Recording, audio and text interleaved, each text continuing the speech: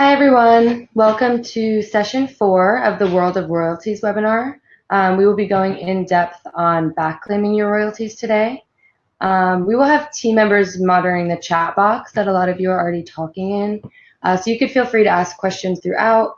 We will try to answer those during, if not for the Q&A session. If we don't get to them, we will try to reach out individually if we can. As always, you'll receive a link in the email after the webinar is over so that you could rewatch this and the previous sessions, and you'll be able to download some resources as well. We are your hosts for today. I'm Noelle. I'm Lorenzo. We're both on the client acquisition team, but I focus more on inbound leads while Lorenzo focuses on outbound.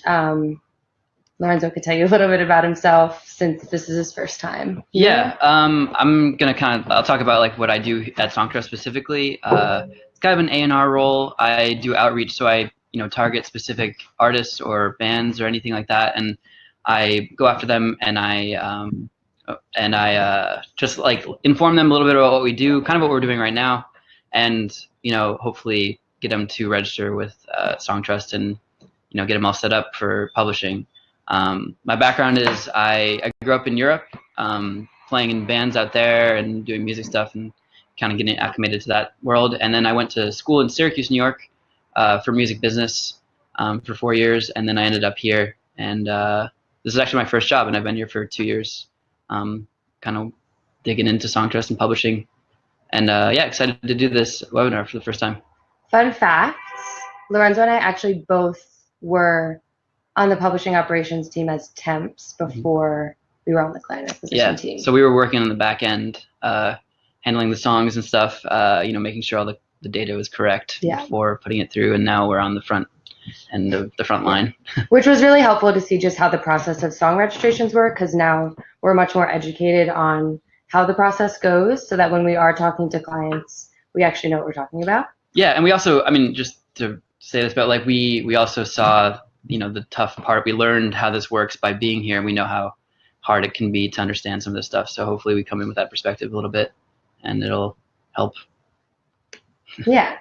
So today, after the session, hopefully you'll have a better understanding of what retroactive royalties are, and know the average length of time that publishing can go back and collect. And we will also talk a little bit about black box royalties and how you can avoid losing out on those royalties. So the general focus is just how you can access those royalties that are from past streams of your music. Gonna help you get paid. Yeah. Okay, cool. So the first thing we're gonna talk about is what it means to be a rights owner. So when you write a song, you're with your friends or alone, and you're in your room and you record it. After you've written it, you write and record a song. You've essentially already created a body of work. It's something that you have ownership of. So the first thing is like, how do you make sure that you're capitalizing on that? And so the next thing to do is putting out your music and making sure that it's available and it's something that people can consume, and you can distribute it through things like distributors or a label, and make sure that the work that you've created is getting into the consumer's hands, and that's like the very most important part. So you kind of want to talk about this? Yeah, well, once the music is out there and it's getting consumed, since you have the right to distribute it, perform it, make derivative works, and display it publicly, royalties are generated from all those uses. And the different types of royalties, as many of you may know, are mechanical, performance, and microsync. So we're going to talk a little bit about that, I think. This is just the diagram to show everybody how an original song is split up to the composition and the master recording royalties. On the left, for the composition royalties, that's what publishers deal with, what we deal with here at Songtrust. They're broken down into performance and mechanical royalties. Those performance royalties are broken down into the writer share and publisher share, and then the mechanical royalties are only paid out to publishers. So those two little red highlighted circles are the areas where Songtrust helps individual artists, publishers, and labels that wouldn't be able to access that before. We help them access those on a global scale. Yeah, and so on the master side, that's like what a label usually would traditionally look after, or sorry, there's a siren going by, I don't know if you can hear it. Or if you're putting out your music through a distributor and the money that you're receiving on a monthly basis from Spotify and iTunes or Apple Music, anywhere you're selling your music or it's being streamed, that's what the master side will be taken care of. And a lot of people, that's an easy thing for people to grasp.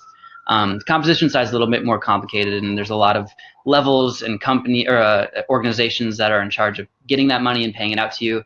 And yeah, that's kind of what we're here to explain and how all those different parts work. Yeah, and we'll talk more about the different types of royalties. So for the performance royalties, which are obviously generated when your song is publicly performed, but that doesn't only mean live performances and radio. It also is generated from streaming services like Spotify, Apple Music, all of the major ones. Yeah. And also interactive radio like paid Pandora accounts.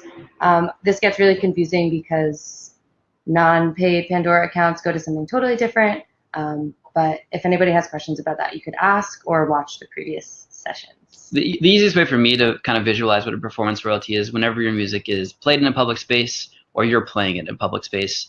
And a lot of Spotify and stuff get behind that, and they will pay out those royalties accordingly. But it's also up to the bars, the venues, the restaurants that are playing the music, and they're responsible they pay a license fee every month to BMI, ASCAP, or whatever country you're in. They have to pay a fee to play music there, and then that money is divided up, and then people are getting a percentage based on their market share. It gets very complicated in that end, but the basic principle of it is if your music is being played publicly, you're owed money. Yeah.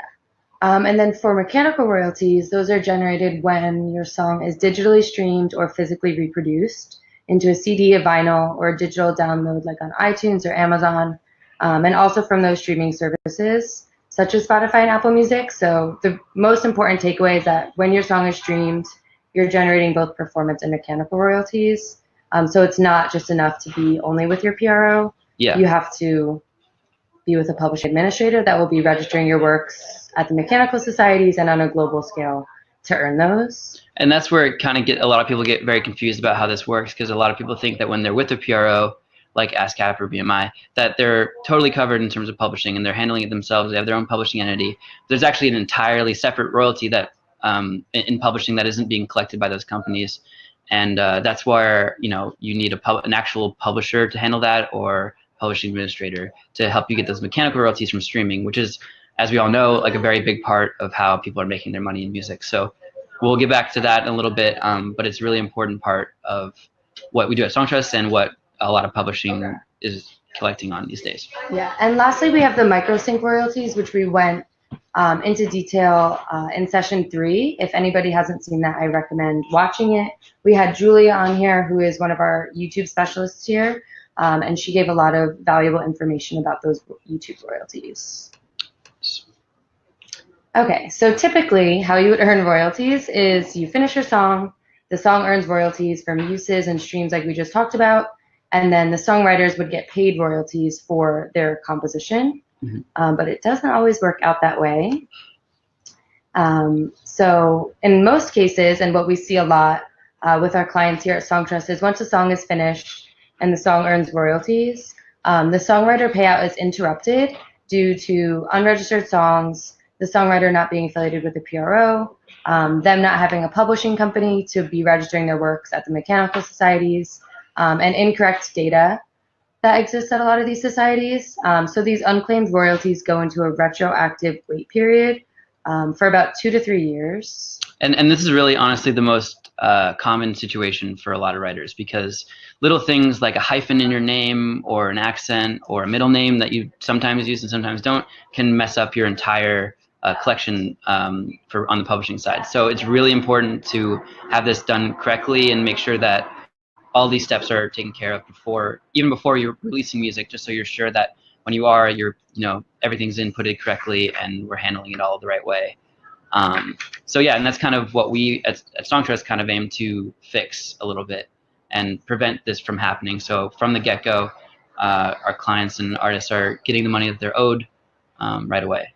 Yeah, I mean, it's probably one of the most questions that I get when I'm talking with clients is, can you get me the royalties that have been generated in the past? Like my song was really popular in 2016. Yeah. And even if your song came out in 2010, but it doesn't get popular like on Spotify or the streaming services until 2016, we would be able to collect those royalties as long as they're still with the societies. We could still collect on them. Yeah, they're just waiting to be collected in a lot of these places, and when we go to them and we deliver, the right names and the right codes, hopefully that we can just extract that money from their accounts and bring it to you. Yeah. Yeah. And this is actually like honestly so common that, on my end, on the outreach side, I'm talking to people that have, stream really well or sell really well, and they're really, they haven't figured out their publishing yet, but it's really something that they're trying to figure out. A lot of them have these same issues, and they have the same issues with the PROs, and they need help with all this stuff too. So it's a universal issue that we aim to help with. Yeah. So another question that we get really often is, can I collect retroactive royalties independently without a publisher? And the answer is probably not. Yeah. We started making a slide for this, kind of outlining all the things that you would have to figure out, and it honestly wasn't even worth putting up because it's just very confusing, and you have to contact international publishing PROs to figure this out. It just is not really worth even doing. You'll spend more money trying to figure that out than actually going through an administrator who has all these connections already set up and this network already built for this purpose. So this is like another question that comes up a lot, like, why would I need a publishing administrator? Why do I need to do this stuff? And at the end of the day, it's because there's a lot of disorganization in publishing, and there isn't just a simple solution yet. And actually, in a lot of ways, we are the simple solution because we have this network that we work with on a daily basis, and we're always communicating with. And all it takes is for you to add the songs into our system, and we handle it all for you. Yeah. Which is very appealing to some people, that they don't have to enter their songs into their PRO. Mm-hmm. A lot of times, people are like, "Wow, I don't have to go on BMIs or ASCAP or wherever society you're from and register individually anymore." Yeah. So now getting into what black box royalties are. So once that time period that we spoke about in the previous slide is up and the societies still don't know who to release that money to, the money gets placed into what is called the black box, which sounds really scary. It's kind of scary. And it is pretty scary because your money basically disappears forever. So each society will release those royalties to their members based on market share. So essentially it just goes to the top publishers in the market. In simple terms, like if you don't have some of this stuff figured out, or there was an error that wasn't followed up on, and your songs are generating money because they're being played or you're performing or any of that stuff, and they don't have the correct codes, it just sits in this bank account essentially called the black box.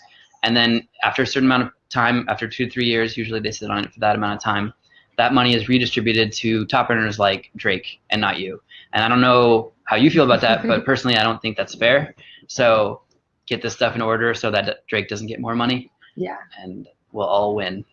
So that it can go to the actual owners of the music. Yeah. It's a tricky thing to talk about that sometimes because it sounds so fake, so evil. Yeah, but it's real. Yeah.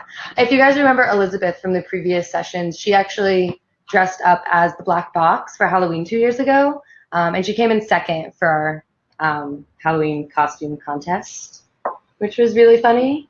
But as a thank you for joining today's session, we'd like to offer you a 20% discount for the one-time registration fee that we have at Songtrust. You will see the offer by the chat box. You could click on it and you'll just be taken right to the registration page. And the code will not be automatically applied, and it's case sensitive. So just make sure that you copy and paste it, or just remember what the capital letters are. And this offer will be available until the end of the webinar. Definitely go up and do that if you can. So yeah, just a little bit about here at Songtrust. We are a global publishing administrator. So we have relationships with over 45 societies around the world where we register our clients' work and make sure that they're receiving all of their royalties, including those retroactive royalties. And we represent over 150,000 songwriters, 20,000 publishers for over 1 million copyrights that we have in our system right now. Yeah, and that's kind of an indication of, like, when we talk about these PROs having a lot of issues with upkeep and making sure that everyone's getting paid. You have to consider how many millions of songs are going through their system every day. So we try to aim and make sure that the people that are with us at least are getting the right treatment and are, receiving the accurate royalties and everything is in the system correctly. Yeah, we have people on our team here who are in contact with these societies every single day. Yeah. So when people do have conflicting claims or they have questions about their catalog, we're usually able to contact the exact society where the issue is happening and get to the bottom of it much faster than we usually expect. Yeah. And it's nice too if you have some of these issues that we're talking about. You can just, and you have a Songtrust account, you can just go into the chat box on the account and ask, there's an issue, there's 3 versions of this song out, and I don't know why BMI did this. We can help, fix those problems. Yeah. We have a whole team dedicated to that, and it's good to do it. Yeah, and just a little bit about our terms and how they differ from the traditional publishing deal, which is usually what people think of when they hear like somebody got a publishing deal in the press or something. It's usually a traditional publishing deal where they take about 50%, sometimes less, of your copyright and of all of your potential earnings. At Songtrust, you keep 100% of your copyright. We're just administering on your catalog, so we're just registering the songs and collecting the royalties. You're able to control your sync rights. Yeah, I mean, you can read through this as you're looking at it with us, but one of the overall themes is there's a lot of transparency, and it's a super artist-friendly deal. We don't want to hold people into, we're not holding anyone back. If an opportunity comes along for you to graduate from Songtrust, we want to encourage that. The purpose of the company for a lot of people that we're working with is a place for, while they're still, new, or they want to remain independent, this is an option for them that previously didn't exist. And so that's kind of our main goal here, is to make sure that everyone has the equal opportunity to collect on their publishing, which before Songtrust wasn't really an option. And also, not give away ownership of your music, which is a really big part of why I feel comfortable talking about Songtrust like this, because traditionally publishing deals are not like this. And if you look back in the history of publishing, a lot of people got majorly screwed over by giving away a lot of these rights. And so we are dedicated to not taking that away from people, and so they can retain their ownership. Yeah, and something that I always found really cool about Songtrust was that no matter if like we're working with a publisher who has 20 writers and millions of streams, or if we're working with just one individual artist who is just registering their first song, we treat everybody the same, and everybody's songs get registered at the same pace. So it's not like any priority to high priority clients. We treat like all of our clients the same, which I always thought was really cool. Yeah, it's there's a lot of people, but at the end of the day, it's fairly easy to keep track of it on our end and make sure that when there is an issue that's brought to light to us, that we can help fix it. So we really try to stay on top of it. Communication is a vital part of this, and we're constantly, like all of us are constantly communicating with prospective clients or people who are already clients who need help, and we really aim to make sure that their catalog is clean and ready to make that money. Yeah, make that money. Yeah. I know a lot of you have been probably asking questions in the chat box, but we do have a few frequently asked questions that we wanted to clear up. And I think one of the ones that I get the most is, can you collect retroactive royalties from YouTube? And the answer is yes and no, because you can only collect royalties off of a video once an ad is placed. And there's a kind of an obstacle in the way of that. Do you remember the rules? It's like 10,000 subscribers or something. We went through the guidelines for monetization last session, and essentially it's just you need to have 4,000 views on the video and 1,000 subscribers on the channel. And if you don't have that, the ad won't be placed. But once that ad is placed, once, say, you have Songtrust handling your catalog, and if you have us delivering your content to YouTube, then we will place claims on videos that fit those guidelines, and then from that point forward, royalties can be collected. It's a little tricky, but it's great if you have a YouTube channel and you're a partner and you're monetizing your videos. It's really important to make sure that those are claimed through us, and we can also just collect that publishing money from YouTube directly as well. Does Songtrust collect from SoundCloud, and can I collect retroactively from them? This is a tricky question, just because always coming up. But the answer is no, we don't collect from SoundCloud. Oh, we do. Well, retroactively, the problem is Songtrust just changed their guidelines for royalty payouts. So we're still trying to figure those out as far as what it means for retroactive royalties. Okay. But we'll just move on to, is there a difference between my retroactive performance and retroactive mechanicals? Not really. Well, you can't actually collect. Oh no, sorry, you're right. Yeah, there isn't really a difference between them, but we've just seen more luck in the past being able to attain retroactive mechanicals than we have with performance. But traditionally, there's not really a difference. Yeah. There's some people get a little. The reason I was saying no is because some people get confused with the writer share and the publisher share on the performance side, and there isn't a writer share on the mechanical side. There's some weird differences between the two, and that's one of them. Which you'll be able to see when you replay, but you could look back at the diagram of the difference between the composition and the master, and how many more avenues there are for the composition than the master. But let's do another question. When should I expect my retroactive royalties from Songtrust? Usually it takes about 2 quarters before money starts coming into the account, sometimes longer for the retroactive stuff. It is a slow process. I mean, publishing moves very, very slowly. That's just kind of the nature of it. There's not really much we can do on our end. It really depends on the societies. The minute you register your songs, we try to send out those letters of direction immediately, but it takes a bit of time for everything to process on the society end. So yeah, usually about 2 quarters, sometimes faster, sometimes a little later. There isn't really like one answer to that question, but it will take some time.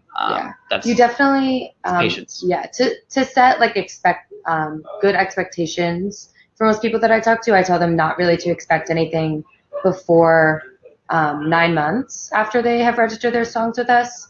That's just like the average time span that we've seen the royalty payments come out, and then the retroactive royalties usually come a few quarters after that. Yeah, and just to answer that SoundCloud question, it's so tricky and it changes all the time that I'm just reading on our own FAQ page about it, which you can check out if you have any other questions that you forgot to ask during this. But yeah, if you upload your music through a distributor and then put it out through SoundCloud that way on their premium or Premier, then we can collect those mechanical royalties. But if you're just uploading it on a free account directly through SoundCloud, we can't monetize that. That's not how we work. But yeah, just to answer that, it just changes a lot, and I know SoundCloud recently has just changed their whole program in terms of monetization and stuff. So yeah, sorry about the little blunder there. But yeah, there's a whole FAQ article on our website about this, which is help.songtrust.com. Yeah, and then you can just and you can type in any keyword and it'll help you with anything. If you remember a question after this or something. Yeah, but we're still here to answer some more questions. So, how difficult is it to get retroactive royalties from my PRO? It's typically much more difficult to get retroactive royalties out of a PRO, especially when you're not working with a publisher. Like I said, we've had more luck with mechanical royalties in the past, but we do collect anything that's just sitting with any society once somebody becomes a client. So that's important to know. I have some questions here if you want to jump to one of these. How long after I register my song with Songtrust will it show up in the society? That depends on if there was any errors that came up in our system, but usually it should be pretty quick. If it goes through seamlessly, it should be there that same week. Yeah. I mean, it's tough because it depends on the society too, so we can never really give people an exact day, like, oh, expect your songs to be in their system in like a month. Because all the societies work on different timelines. Some societies still only use paper. So it's just, we can't really give an exact date, but you could just be sure that once you enter your songs into the Songtrust system, we will be accurately delivering that to all of the societies. Yeah, definitely. I mean, some of there's such a range of effectiveness from some of these societies, but usually it's as quick as we can possibly get it out into their hands. We do so. Yeah. Another question is, if you have a lot of songs registered with ASCAP, can you add them to Songtrust without paying a lot of fees? So there's kind of 2 parts of this question. When you create a Songtrust account and you already had an ASCAP account, you can actually download a PDF version of all the stuff you've already put into ASCAP and upload that into Songtrust without having to manually add each song into our system again after you've already done it on ASCAP.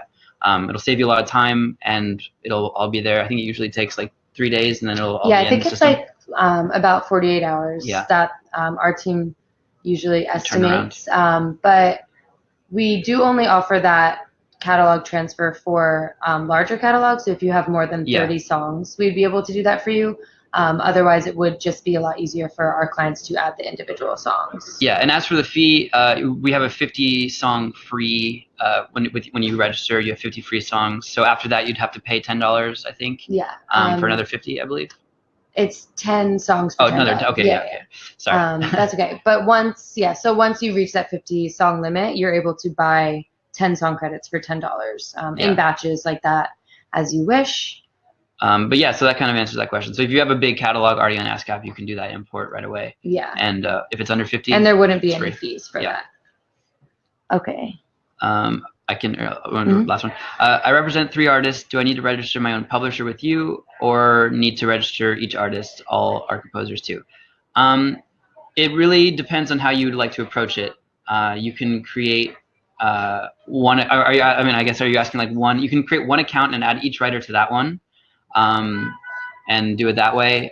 It really depends on how you're trying to approach it. So some people would like to keep it separate and create different accounts for different writers, so that they can look after their own account without having everyone looking at it. And especially if someone has like a bunch of other projects that they're working on besides from one main one. It really depends on how you want to do it, but every writer needs to be added if you want to collect for that writer. Yeah. If you did decide to have one account, as if you are a publisher, I can't really tell from the question, but if you are a publisher and you represent all 3 artists and you want to have the one account, you would be able to like track their individual royalty earnings. Yeah, and as long as the splits were the same as whatever was registered in the society, if it was already in the society. So say you only had one writer, but you were dividing it up yourself later on your own terms, you can do that. Yeah. I hope that kind of helps answer that. Let's see. Do we have time for more questions? Yeah. Here's another one. Once your money goes into the black box, are you able to obtain that money if it hasn't already been given to Drake? It has already been given to Drake. No, I'm just kidding. Well, we don't know exactly who it goes to, but once the money leaves the society's hands, we can't obtain that. There would be no way. But there is that 2 to 3 year holding period where, if you register with us before 3 years or 2 years, we can get that money that is sitting in their account before it gets redistributed. So it's definitely worth jumping on if you have a song that or something that did well or has been doing well in the past year. Even it's just better to get on it sooner rather than later, because there's no definite answer to when it gets redistributed. It's just good to make sure you're on top of it early. Yeah, definitely. That's why we recommend writers handle this before they release the music. But obviously publishing is a tricky thing that not a lot of people know from the get-go, so we're trying to aim to change that. Yeah. If I sign up with Songtrust as a publisher, do I get more tools than an artist? No, there's a standard account that everyone gets. It really depends on how you want to use it, though. I mean, if you're just a single artist and you're representing yourself, you can just create the account for yourself. But you can also add other writers as well if you want to manage. So as a publisher, you can have multiple writers on one account, and that's it's basically the same thing, but it's all the same. All the accounts are the same. The only difference would be that there would be more writers on one account than the other. But you would have to add each writer that you plan to collect for, you would have to add them as a songwriter to the account. So it would all be the same. Okay, well, we're going to wrap it up now because it looks like we're at our 30 minutes, but thanks for joining us. If anyone has any questions that they want to ask us personally, here are our emails, and we'll be happy to answer any questions. Yeah, always feel free to reach out to us. Yeah. And don't forget, like I said, Songtrust on Instagram, Twitter, and Facebook, any social media site that you like, and subscribe to our newsletter. And here we will keep our emails up for a few minutes so that you could jot them down if you want to reach out with any questions. Thank you for the questions, and thanks for joining. Yeah, bye guys.